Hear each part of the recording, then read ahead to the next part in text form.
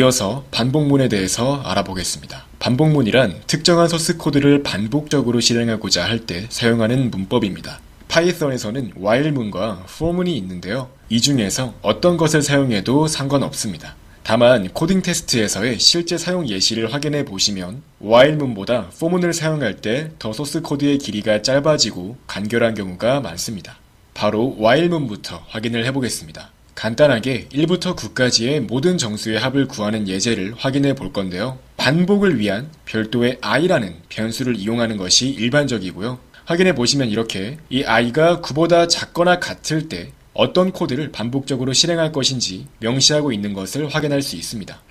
이 while문은 단순히 특정한 조건을 만족할 때 반복적으로 어떠한 코드를 실행하고자 할 때 사용할 수 있는데요. 이 i가 9 이하이다. 바로 이 식이 참값을 가질 때에만 이 아래쪽에 있는 코드가 실행됩니다. 그래서 반복을 할 때마다 이 리절트에다가 i의 값을 더해줍니다. 그 다음 이제 i의 값을 1만큼 증가를 시켜주는데요. 이제 이걸 반복하게 되면 반복을 할 때마다 이 i의 값이 1씩 증가하기 때문에 이 i는 차례대로 1부터 시작해서 1, 2, 3, 4, 5, 6, 7, 8, 9까지 증가하게 되고 이렇게 i가 9일 때까지 이 반복문을 실행해서 리절트에다가 담아주고 이제 i가 다시 한번 1 더해져서 10이 되었을 때 더 이상 반복을 진행하지 않고 반복문을 탈출하기 때문에 이 리절트에는 1부터 9까지의 모든 정수의 합이 담기게 되는 것입니다. 그래서 결과적으로 리절트의 값을 출력하면 45가 출력되는 걸 확인할 수 있고요. 이제 코드를 조금 바꾸어서 1부터 9까지의 정수 중에서 홀수만 더하고자 한다면 바로 이렇게 while문 안에 if문을 넣어서 작성할 수 있습니다. 이렇게 i가 2로 나누었을 때 그 나머지 값이 1인 경우 홀수일 때만 리절트에다가 담아주도록 코드를 약간 변경해서 1부터 9까지의 모든 홀수만 리절트에 담길 수 있도록 처리가 되는 것을 확인할 수 있습니다. 그래서 결과적으로 25라는 값이 출력됩니다. 참고로 반복문을 이용할 때는 이 무한 루프를 조심하셔야 되는데요. 무한 루프란 끊임없이 반복되는 반복 구문을 의미합니다. 사실 코딩 테스트에서는 이런 무한 루프를 구현할 일은 거의 없기 때문에 유의하실 필요가 있고요. 그렇기 때문에 이 반복문을 작성한 뒤에는 항상 반복문을 탈출할 수 있는지의 여부를 확인하는 것이 중요합니다. 한번 이 코드를 확인해 볼게요. 자, 변수 x에는 처음에 10이라는 값이 대입됩니다. 이후에 x가 5보다 크다면 그 x의 값을 출력하도록 작성되어 있는 걸 확인할 수 있습니다. 다만 이제 이 x의 값을 감소시키거나 증가시키거나 하는 코드가 이 while문 안에 존재하지 않죠. 그렇기 때문에 이 x라는 변수의 값은 바뀌지 않고 계속해서 무한 루프가 돌면서 출력이 되는 겁니다. 그래서 이렇게 10이라는 값만 반복적으로 출력이 되고 프로그램은 종료가 되지 않는 겁니다. 바로 이러한 상황을 무한 루프라고 하고요. 애초부터 이러한 결과를 의도한 것이 아니라면 대부분의 코딩 테스트 문제에서는 무한 루프를 요구하는 경우는 거의 없기 때문에 자신이 실수하고 있는 건 아닌지 체크할 필요가 있습니다. 그래서 간단하게 while문을 사용해 볼 수 있는데요. 5보다 크다면 이렇게 x를 단순히 출력하도록 만들면 실행을 해보았을 때 반복적으로 계속해서 10을 출력하고 있으며 프로그램이 종료되지 않는 걸 확인할 수 있습니다. 이어서 반복문을 위해 사용할 수 있는 또 다른 문법인 for문에 대해서 알아보겠습니다. for문의 구조는 바로 이런 식으로 구성되어 있는데요. 먼저 for라고 넣어준 뒤에 어떠한 변수가 어떠한 리스트의 안에 있는 값을 하나씩 방문을 하도록 할 건지 설정할 수 있습니다. 이제 이렇게 특정한 변수, 흔히 i나 x와 같이 짧은 변수를 많이 이용하고요. 이제 걔를 이용해서 in 키워드 뒤에 오는 다수의 데이터를 포함하고 있는 데이터, 흔히 리스트나 튜플 등이 사용되는데 이제 그러한 데이터에 포함되어 있는 원소를 차례대로 하나씩 방문하도록 할 수 있습니다. 이제 실제로 이러한 형태를 가지고 있는 코드가 매우 많이 사용될 거니까요. 익숙해질 필요가 있습니다. 한번 실제 코드 예제를 확인해 보겠습니다. 이렇게 array란 이름의 변수에 98765라는 원소가 담긴 리스트가 대입된 걸 확인할 수 있고요. 이제 이때 이 x란 변수를 이용해서 이 array 리스트에 있는 원소를 하나씩 방문을 하는 거예요. 이제 여기에서 차례대로 98765를 방문하게 되기 때문에 이렇게 실행 결과 98765가 한 줄에 하나씩 출력된 걸 확인할 수 있죠. 그래서 간단하게 array에다가 어떠한 값이 이렇게 차례대로 들어가 있을 때 이렇게 그 값을 하나씩 방문하도록 처리할 수가 있는 겁니다. 이때 반복을 위한 변수로는 리스트뿐만 아니라 튜플 등도 사용될 수 있습니다. 이렇게 값을 하나씩 방문하는 걸 확인할 수 있고요. 또한 추가적으로 이 포문에서 단순히 어떠한 연속적인 값을 차례대로 순회하고자 할 때는 이 range 함수를 사용할 수 있습니다.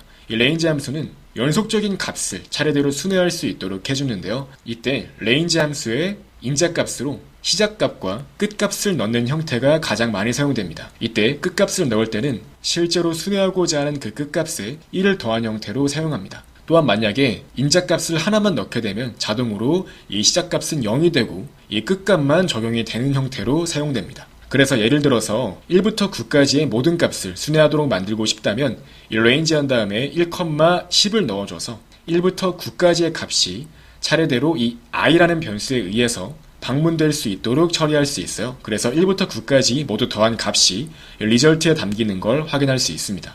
그렇기 때문에 실행 결과는 45가 되겠죠.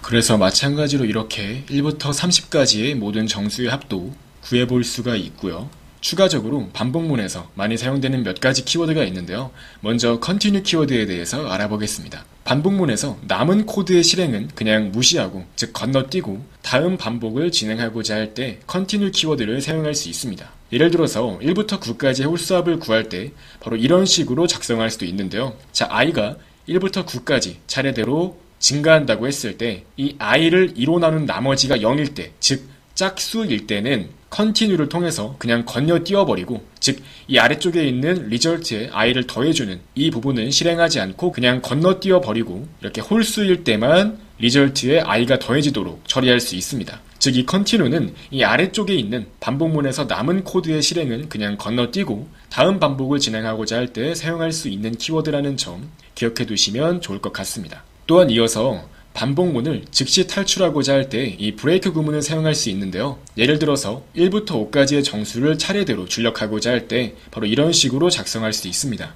자, 여기에선 이제 while문에 true 값을 넣어서 무조건 이 반복문이 실행되도록 만든 걸 확인할 수 있는데요. 다만 이제 이 i의 값이 5에 도달했을 때 반복문을 탈출할 수 있도록 브레이크 구문이 사용된 걸 확인할 수 있습니다. 그래서 실행해 보시면 이 i 값이 1부터 5까지 차례대로 증가하고 이 i 값이 5가 되었을 때 탈출하는 걸 확인할 수 있습니다. 이제 반복문을 사용하는 몇 가지 예제를 더 확인해 볼게요. 자, 학생들의 합격 여부 판단 예제를 확인해 보겠습니다. 각각의 학생에 대한 점수가 1번부터 5번까지 90점, 85점, 77점, 65점, 97점이라고 해보겠습니다. 이 i를 0부터 4까지 증가를 시키면서 각각의 인덱스에 접근할 수 있도록 하는 거예요. 그래서 학생을 한 명씩 확인하면서 그 값이 80점 이상일 때만 합격이라고 출력하는 걸 확인할 수 있습니다. 다만 인덱스는 0부터 출발하기 때문에 이렇게 학생의 번호로 출력할 때는 1을 더한 값을 이용하는 걸 확인할 수 있고요. 그래서 결과적으로 1번 학생, 2번 학생, 5번 학생 이렇게 이 세 학생이 80점 이상의 점수를 가져 합격이라고 출력되는 걸 확인할 수 있죠. 또한 추가적으로 아까와 동일한 로직을 이용하되 특정 번호의 학생은 제외하도록 코드를 작성할 수 있는데요. 2번 학생과 4번 학생은 부정행위를 저지른 학생이기 때문에 합격 대상에서 제외하고자 한다면 이렇게 별도로 cheating student list라는 이름의 변수에다가 번호값을 넣어서 특정 번호의 학생들은 continue 구문을 이용해서 그냥 제외하도록 처리할 수가 있는 겁니다. 그래서 결과적으로 85점을 받은 2번 학생 같은 경우는 부정행위 학생에 포함되어서 이렇게 무시하고 바로 그 다음 번호로 넘어가서 다음 학생을 다시 체크하는 방식으로 동작하는 걸 확인할 수 있습니다. 그래서 결과적으로 1번 학생과 5번 학생만 합격이라고 출력하는 걸 확인할 수 있습니다. 그리고 마지막으로 이러한 반복문은 중첩해서 사용할 수가 있는데요. 이제 이런 식으로 포문이 2번 중첩되면 간단히 이중 포문이라고 말하기도 하고요. 교과서 등에서 명시되어 있는 한국어 명칭은 보통 중첩된 반복문이라고 표현합니다. 다시 말해 반복문이 중첩되어 사용되는 경우를 의미하는 건데요. 이렇게 반복문이 중첩되게 되면 이 바깥쪽에 있는 반복문에 반복이 진행될 때마다 이 안쪽에 있는 반복문 또한 매번 처리가 되는 겁니다. 다시 말해서 이 예제를 확인해 보시면 이 i라는 값은 2부터 9까지 증가하게 되는데요. 그렇게 i 값이 증가할 때마다 이 j 값은 1부터 9까지 매번 더해지면서 이 i랑 j가 곱해진 결과가 출력되는 걸 확인할 수 있습니다. 즉 i는 2부터 9까지 반복이 될 때마다 이 j가 그 내부적으로 1부터 9까지 반복을 하는 것이기 때문에 8 곱하기 9를 해서 이렇게 내부적으로 곱셈 결과가 출력되는 부분은 총 72번 출력이 될 겁니다. 실제로 이렇게 출력해 보시면 2단부터 9단까지 차례대로 모든 구구단에 대한 내용이 출력되는 걸 확인하실 수 있습니다. 이상으로 이번 시간에는 파이썬에서의 반복문에 대해 알아보는 시간을 가져보았습니다.